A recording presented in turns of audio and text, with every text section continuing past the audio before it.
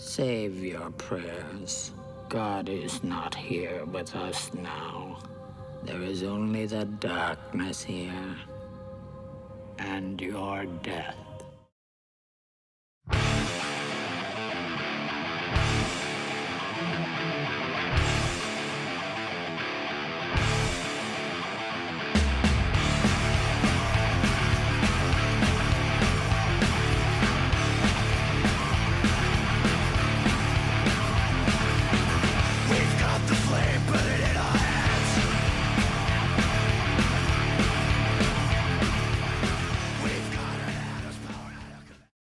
I'm Greydon Clark. I produced and directed a number of films really started in the very early 70s, 80s, 90s, and 2000s. So, and all different types of films, horror films, sci-fi films, comedies. I even did a couple of dance movies.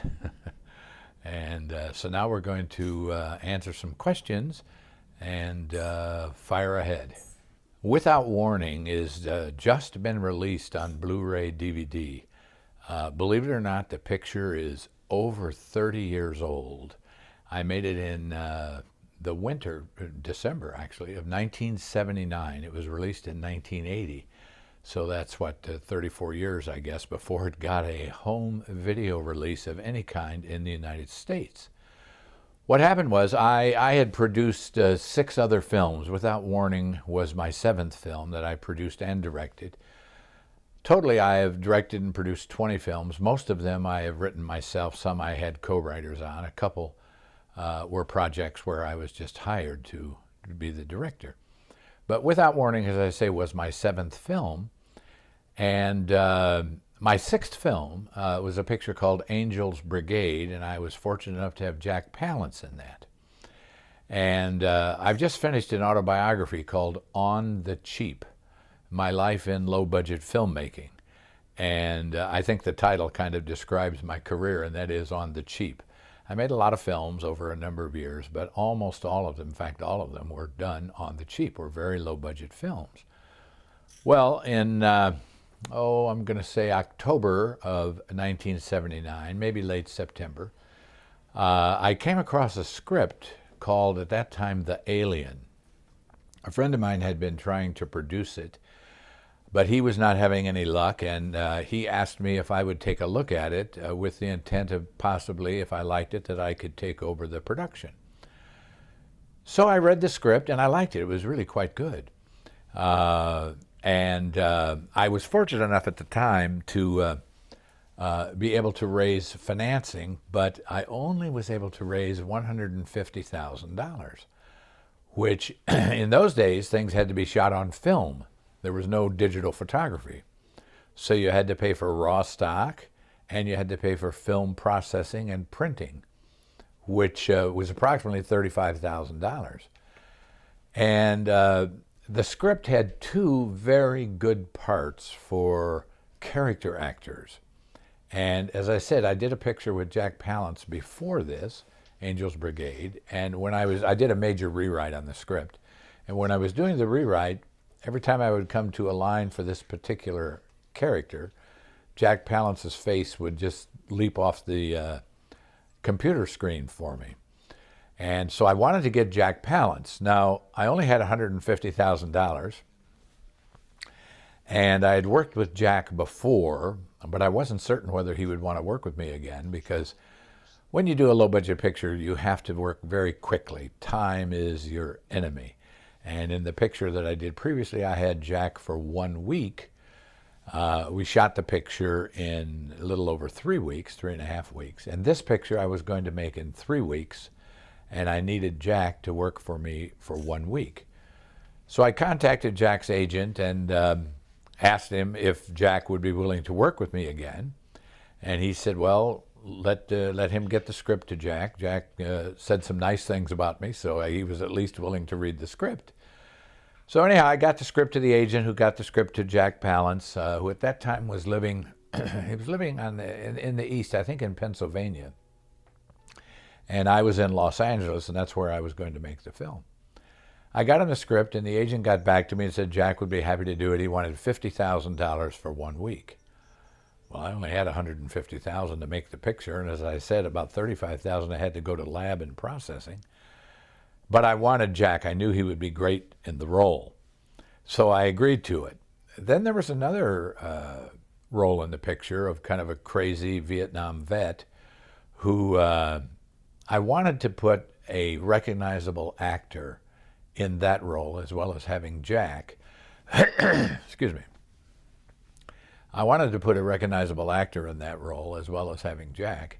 And one night I was watching television and I came across a public access television show, and Martin Landau was being interviewed in it. And he had kind of crazy hair and he was fidgeting all over the place. And I thought, wow, there's my crazy Vietnam vet. He'd be perfect. So I got a hold of Landau, and believe it or not, he did not have an agent, which is unheard of. But he had an attorney that was representing him, so I got a hold of the attorney who said, okay, get me the script, etc. It's the same routine you go through to get these actors, and that is, number one, you have to meet their price, and number two, they have to want to do the role. So anyhow, I got the script to Landau. Landau called just within a day or two. He liked the script a lot. He knew Jack Palance was going to be in it. He liked the script a lot, and he really only had one question. In the script, there are these little flying creatures, frisbees or pizzas, whatever you want to call them. And toward the end of the movie, one of these creatures attacks Marty Landau. And Landau said to me, this was over the phone, we hadn't met yet, he said to me, Greydon, is there any chance that when you throw that creature at me that I'll be hit in the face? And I said, no, Marty, we don't actually throw the creature at you. The way we do it is this. It's like the bow and arrow in a cowboy and Indian. The arrow is not really shot at the particular actor, but there's a monofilament line. Like in Landau's case, we wanted to hit him in the chest. So there's a monofilament line that we run up his clothing and out off camera. Then we attach the little flying creature with a little tiny hook, like a fishing hook, onto the monofilament line, and then we pull the creature down to the spot here so it can only go exactly where you want it to go. So I explained that to him, and he knew right away. He said, oh, you mean like an arrow? I've had that done a lot. I said, yeah. So he agreed to do it, but he wanted $25,000. So between Landau at 25 and Palance at 50, that's $75,000 of my $150,000 budget. Then you had $35,000 for the lab. You don't have much left to make the picture. But I'd worked with Neville Brand and Ralph Meeker before, and they agreed to work with me. I only had them for one day. I had not worked with Larry Storch nor Cameron Mitchell, but both of those guys agreed, and I actually had a half a day for each of them.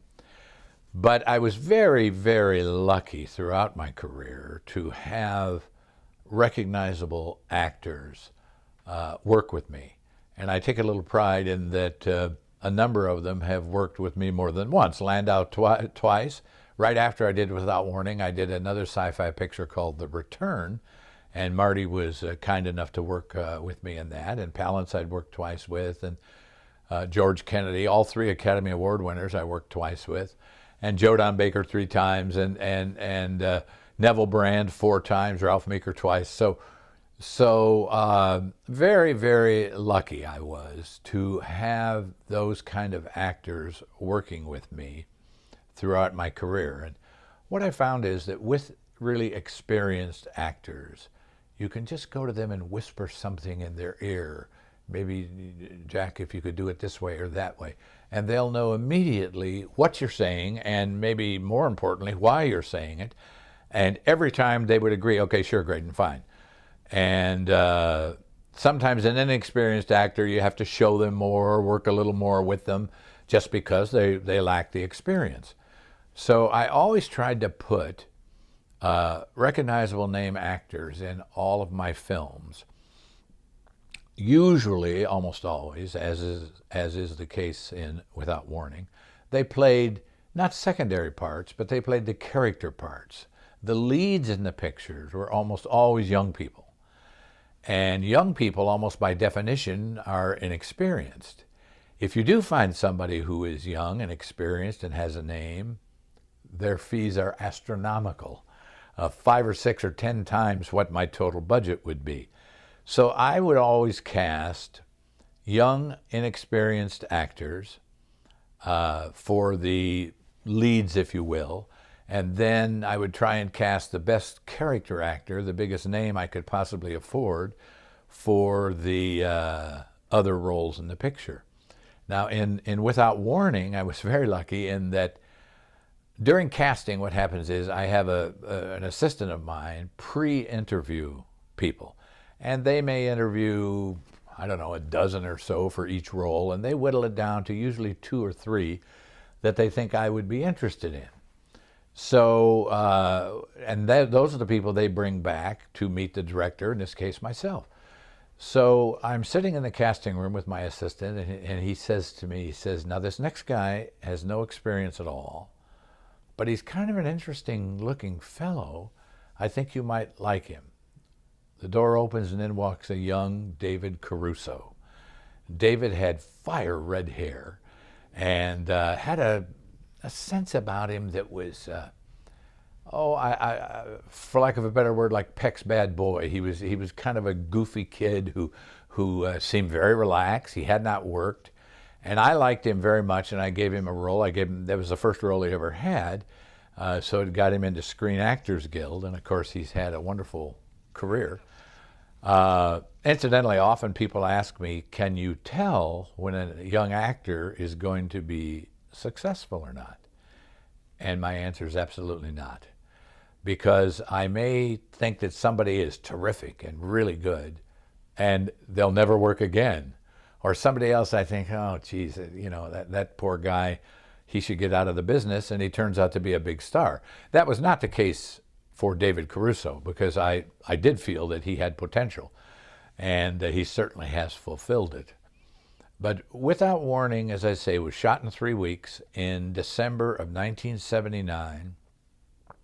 It opened in the United States and the rest of the world in the spring of 1980, and was very, very well received. It played theatrically all over the world. We won awards. We won the Cinema Fantastique Award in Paris for the best sci-fi film of 1980.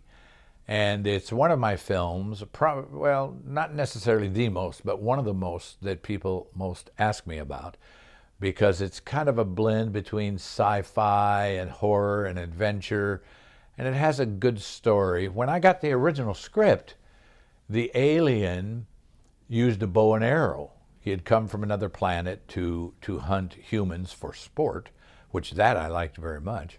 But I felt that the bow and arrow was not unique enough. So I came up with these little flying frisbee creatures that the alien would throw at his prey, and then they would dig into him and go into his blood and so forth. So that worked out well, and that uniqueness of those little killing creatures, I think, helps the picture.